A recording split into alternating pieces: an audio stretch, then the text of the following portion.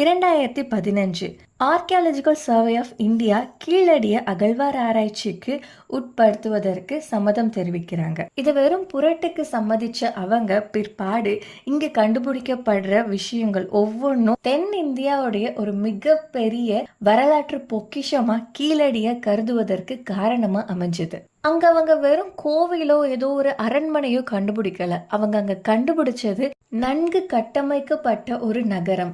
இந்த பகுதியை Tamil Nadu archaeological department கண்டிப்பா இங்க மக்கள் வாழ்ந்திருக்காங்க, அதையும் தாண்டி இங்க பல தொழிற்சாலைகள் இருந்திருக்கு அப்படின்றத உறுதி பண்ணியிருக்காங்க. இது வரைக்கும் 13,000க்கும் அதிகமான பழங்கால பொருட்கள் கண்டுபிடிக்கப்பட்டிருக்கு. இப்படி கண்டுபிடிச்ச இந்த பொருட்கள்ல ஒரு சிலதுல எழுத்துகள் இருக்குது, இன்னும் ஒரு சிலதுல வரைந்த ஓவியங்கள் இருக்குது.